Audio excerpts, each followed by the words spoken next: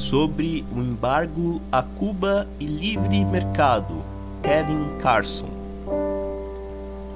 A extensão dos danos econômicos causado pelo embargo a Cuba tem sido objeto de debate nos últimos tempos. Não estou interessado especificamente em Cuba, mas no que a ideologia neoliberal, chamada de livre comércio, tema de uma discussão interessante que surgiu à margem da questão cubana. Meu amigo Adam Bates disse no Facebook: se os princípios econômicos que a esquerda defende na questão do embargo cubano fossem aplicados a todo o resto, e não apenas a esse caso em particular, teríamos muito mais em comum e estaríamos muito mais de acordo. Este é um argumento que tenho ouvido muito ultimamente. Se a esquerda se opõe ao embargo, isso significa que ela considera o comércio algo indispensável e desejável. Portanto, se fosse consistente, ela também deveria apoiar o livre comércio em geral. Para ser mais preciso, não é o livre comércio que está em debate. Nenhuma grande força econômica nos Estados Unidos o quer. Quase todos aqueles que apelam publicamente ao livre comércio, incluindo muitos libertários de direita, na prática querem exatamente o oposto. Alguém respondeu ao argumento de Adam da seguinte forma: acredito que grande parte da esquerda concordaria que o comércio é, em certa medida, indispensável para todas as nações, sejam elas capitalistas ou socialistas. Para muitos de nós, a questão é que os acordos de livre mercado buscados pelos liberais dão aos capitalistas o poder indiscutível de sufocar produtores locais e sugar riquezas do país. Ao que ele respondeu: mas então por que você está reclamando do embargo cubano? Por que não o elogia, uma vez que ele protege Cuba da exploração econômica? Penso que o problema está na incapacidade de distinguir entre trocas mutuamente benéficas e exploração. No entanto, não é um caso de ou isso ou aquilo. Dizer que, em uma transação, a parte explorada tem alguma vantagem mínima, o que é óbvio, ainda que necessária, não contradiz a exploração em si.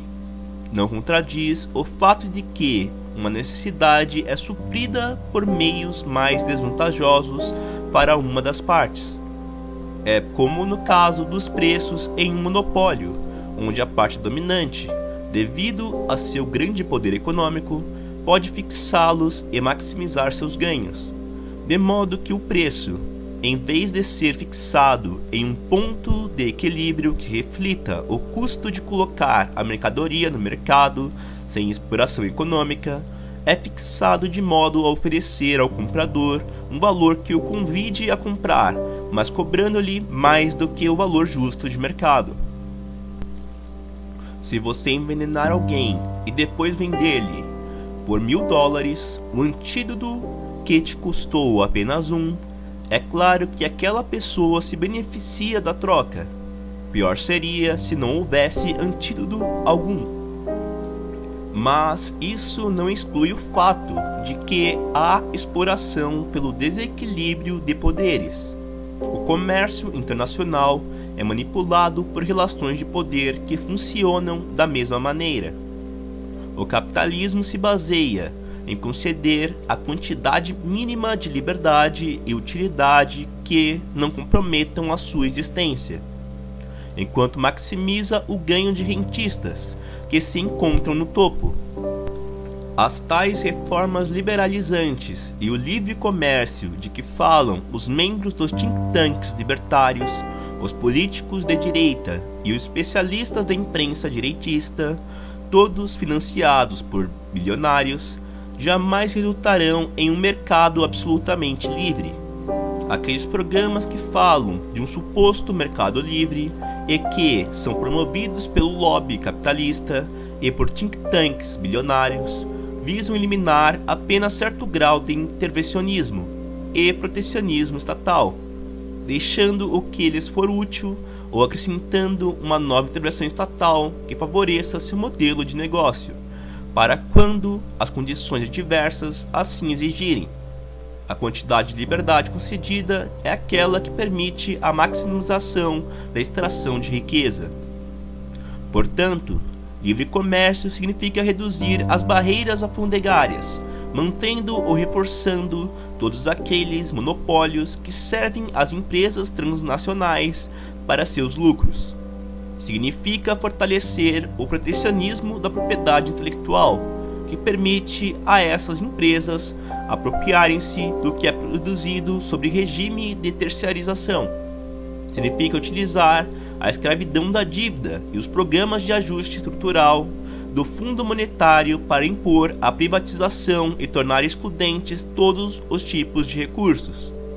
Isso significa forçar os governos das antigas colônias, através de instituições multilaterais e ameaças de invasão ou golpe, a agir como policiais para o capital ocidental, a sufocar os movimentos de trabalhadores e reforma agrária, e a impor a propriedade capitalista aos bens comuns saqueados.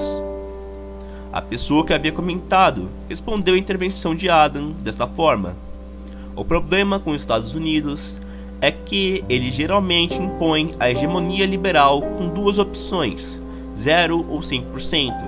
Cuba não quer 100%, como punição recebe 0. Ao que Adam respondeu: bem, o comércio ou é livre ou não é. Você quer que os Estados Unidos imponham um semi-embargo? Qual é a quantidade certa de liberdade econômica a ser concedida? Tarifas pesadas? Se o McDonald's quiser abrir 15 lojas em Cuba, eles deveriam permitir? Se a Nike quiser levar uma fábrica para lá, eles deveriam permitir? Minha impressão é que sem o embargo, o regime cubano teria entrado em colapso, ou se reformado radicalmente há décadas. HBO, o turismo, carros novos e McDonald's farão em 10 anos o que a violência e a demonstração de força não fizeram em 50.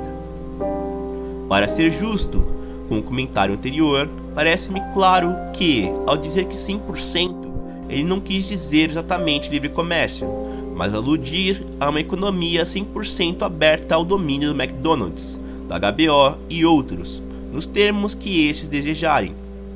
Todos os exemplos de livre comércio listados por Adam são, na verdade, empresas cujo modelo de lucro depende de uma ampla gama de medidas protecionistas. A ideologia neoliberal chama isso de livre comércio, por não envolver tarifas ou restrições de importação. Se Cuba abrisse sua economia ao livre comércio, de que fala a maioria dos capitalistas e libertários, ela cairia 100% sob o domínio de uma ordem corporativa global, inerentemente protecionista, exploradora e extrativista. A abertura do comércio, mas não nos termos impostos pelo McDonald's, pela Nike ou pelo Consenso de Washington, não caracteriza um semi-embargo. O semi-embargo é, quando muito, o que a direita libertária chama de livre comércio. Agora, imagine, ao invés disso, que Cuba ou algum outro país, ex-colônia, adote um verdadeiro regime de livre mercado em seus próprios termos, não do tipo promovido pelo Consenso de Washington. Imaginemos que as tarifas sejam eliminadas, de modo a permitir importações ilimitadas, mas sim o restante do protecionismo que é a força vital do capitalismo global, a saber, primeiro, ignorar as patentes e marcas registradas nos Estados Unidos, de modo que os fabricantes cubanos pudessem produzir imitações de calçados da Nike e outros produtos industrializados para o mercado local, sem a marca registrada da Nike. Segundo, não aplicar as leis de franquia que dão ao McDonald's o poder de ditar as condições de venda dos Big Macs. Terceiro, não reconhecer as leis dos direitos autorais e de licenciamento que geram lucros à HBO.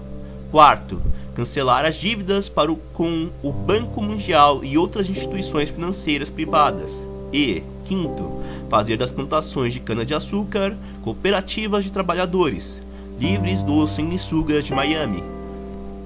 O mesmo princípio também se aplicaria às minas sul-africanas e ao petróleo nigeriano, que seria administrado como um bem comum. Isso seria de fato um livre comércio, e eu não acho que a HBO, o McDonald's e outras multinacionais gostariam disso. Mas também estou certo de que, diante de um mercado verdadeiramente aberto como esse, os Estados Unidos da América não se deteriam diante das ameaças. Joe Biden, Neera Tanden, Dick Cheney e Mike Pompeo estariam gritando e acusando tal país de Estado fracassado, e assim a CIA colocaria para funcionar toda a sua máquina golpista.